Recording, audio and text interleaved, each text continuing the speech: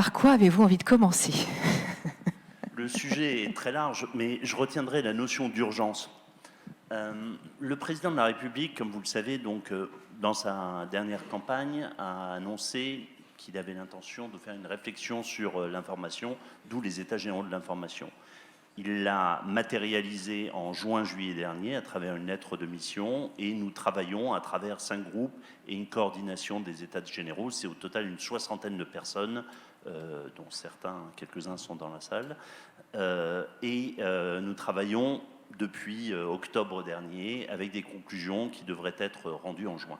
Donc c'est très large, c'est la différence avec l'exercice qui avait été mené sous l'impulsion de Nicolas Sarkozy en 2009, qui était les états généraux de la presse écrite. Là, on est réellement dans l'information dans toutes ses dimensions, presse, audiovisuelle, mais évidemment plateforme, etc. Alors pourquoi je dis urgence? Parce que une étude de l'Arcom qui vient de sortir est quand même très très édifiante. On connaît tous, et vous l'avez rappelé précédemment, Sébastien l'a rappelé je crois il y a quelques minutes, on connaît tous ce qu'a dû affronter la presse écrite au cours de la dernière décennie. Des chiffres d'affaires qui baissaient, et parfois à 2 chiffres. Et la façon dont ils ont réussi à tenir, avec une résistance, mais une situation quand même qui est toujours difficile pour beaucoup de titres.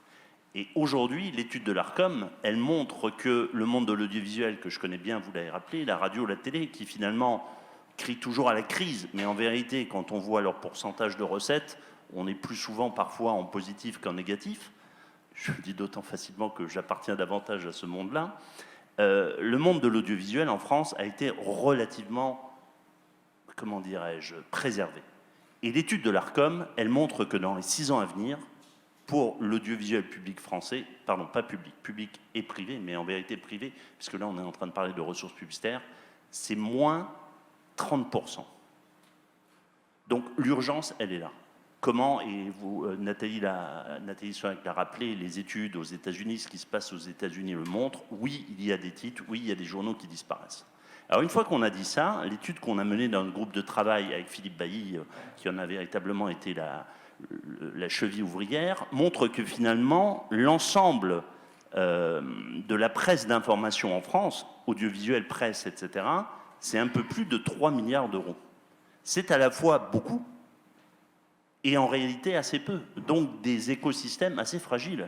Et si je rajoute que sur ces 3 milliards, presque la moitié du financement vient de l'État, à travers d'une part le financement de l'audiovisuel public, plusieurs milliards, d'autre part les aides à la presse qui, elles, ne se chiffrent sans doute pas en milliards, mais plutôt en dizaines ou en centaines de millions d'euros.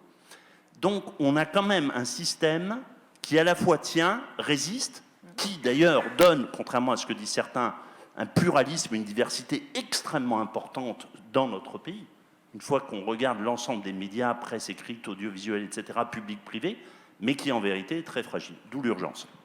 Par rapport, par exemple, aux états généraux de la presse que vous citiez en 2008-2009, l'une des conclusions, justement, c'était de pousser l'État à prendre vraiment sa part, à la fois en soutenant l'investissement dans l'innovation des éditeurs de presse, en ligne en l'occurrence, pour accélérer leur mutation, et d'autre part en fléchant les investissements du gouvernement vers ces médias-là. Quel regard vous avez sur le chemin qui a été fait depuis? Est-ce que vous avez l'impression que l'État fait suffisamment ou peut faire plus ou mieux? Il y a 2 façons de voir les choses. Si on regarde ce qui s'est passé depuis 2009 sur les aides à la presse, globalement, elles ont peut-être légèrement augmenté. En réalité, elles n'ont pas augmenté tant que ça. Dans l'autre sens, est-ce qu'on peut toujours tout attendre de l'État? Ce qui est une grande particularité de ce pays. Notre raisonnement et notre travail ne consistent pas seulement à questionner l'État et à demander des choses à l'État, il consiste véritablement à réfléchir, on a entendu l'ensemble de la filière, et c'est aussi de trouver des solutions qui ne passent pas toujours par l'État, même si l'État a son rôle à jouer.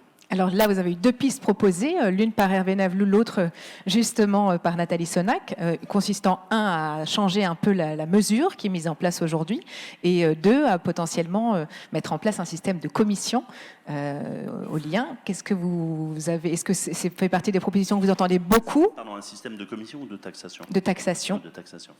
Mais commission, taxation, libre interprétation. Il y a un fait aujourd'hui, c'est que les GAFAM ont pris à tous les niveaux, distributeurs d'informations,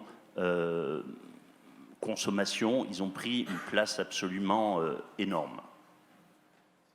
Pour le meilleur peut-être, mais pour le pire aussi, quand on voit l'info qui peut être diffusée, ce qui constitue quand même des espèces de poches de nid ou de continents de fake news. Donc à partir de là, effectivement, les réponses ne sont pas simples, mais il faut les regarder. La question de la taxation, elle est très complexe pour des raisons européennes. Je ne dis pas qu'elle est impossible, je dis qu'elle est très complexe pour des raisons européennes. Mais dans l'autre sens, on voit bien clairement qu'un certain nombre de GAFAM, quelle que soit leur belle communication, y compris dans notre pays, sont très loin de jouer le jeu. Je veux qu'un seul point objectif, l'amende de 250 millions d'euros qui a été décidée par l'autorité de la concurrence parce que les GAFAM, en l'espèce une entreprise, n'avaient pas respecté une fair négociation par rapport aux droits voisins. Donc on voit bien qu'on est dans des situations extrêmement fortes, pour ne pas dire d'abus de position dominante. Mais là, en l'espèce, abus de position dominante caractérisé. Donc par rapport à ça, effectivement, il faut trouver les moyens de faire un certain rééquilibrage. Et sur les moyens, sur les pistes, justement, il se dit beaucoup, quand on laisse traîner une oreille, qu'une des pistes que vous pourriez proposer consisterait à justement faire en sorte que les investissements dans la presse, par exemple, soient peut-être portés dans les rapports RSE des entreprises, ou est-ce que vous avez des pistes pour un peu... On travaille beaucoup, on n'a pas fini nos travaux, et on continue à dialoguer avec tous les professionnels concernés. Mais je voudrais reprendre un tout petit peu de hauteur, même si à l'arrivée, il y aura des pistes aussi concrètes que possible. La hauteur, c'est quand même d'être moins... Pourquoi j'ai accepté cette mission? Comme vous l'avez rappelé, j'ai un job par ailleurs. Je l'ai accepté à la fois en tant que dirigeant de médias et citoyen. Et en fait, les deux ne sont pas du tout, et tous les gens qui sont dans cette salle le savent, ne sont pas du tout distincts. Parce que la démocratie, c'est parfois aussi bon pour le business. Et je vais vous raconter une petite histoire, très rapidement. Il était une fois un pays, et ce pays, c'était un pays démocratique. Et dans ce pays démocratique, il y avait un paysage pluraliste démocratique, avec un service public, un service privé, etc. Et puis il y a eu des élections démocratiques, et puis ce pays a changé d'orientation. Le service public est devenu un service public au service du pouvoir en place, et il y avait un groupe privé, qui n'était d'ailleurs pas de ce pays, qui était un groupe européen d'une autre nationalité, qui était le numéro 1 en privé dans ce pays. Et ce groupe avait une particularité, c'est qu'il avait une info indépendante.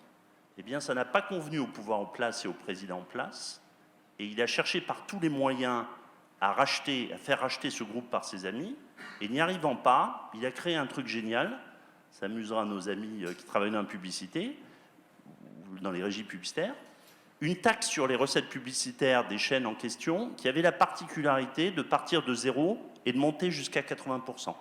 Mais le 80%, je suis en train de vous parler d'un pays démocratique, hein, le 80%, comme par hasard, ne concernait qu'une seule chaîne, cette chaîne-là. Ce pays-là, c'est pas il était une fois, c'est la Hongrie de M. Orban. Je l'ai vécu en tant que membre de Bertelsmann Group, puisque nous avions RTL, qui est toujours le premier groupe privé dans ce pays. Voilà la tentation qui a été faite pour contrôler l'information. Ça, c'est pas théorique. Ça ne se passe pas dans un pays lointain. Il est de bon ton aujourd'hui de dire que l'Ukraine est à 1200 km pour sa frontière occidentale de la France, mais la Hongrie de M. Orban, elle est à moins de ça. Et ça a existé. Donc ce que je veux dire par là, quand je vous dis que c'est une conviction à la fois de dirigeants de médias et de citoyens, ça doit aussi être une conviction de business. C'est-à-dire que s'il n'y a pas de démocratie, et on l'oublie, le business peut devenir beaucoup plus compliqué, beaucoup moins faire. Et pourquoi je dis ça? Parce qu'on revient à la question de base. Raphaël Enthoven l'a largement dit, sans presse, sans médias, sans presse d'information, il n'y a pas de démocratie. Et on finit dans ce pays, parce qu'on est des enfants gâtés, par l'oublier. On a toutes les préoccupations du monde, qui sont toutes essentielles, qu'il faut toutes mettre dans la Constitution, qu'on a toutes mises dans la Constitution. On oublie juste que sans une information de qualité et fiable, il n'y a pas de démocratie.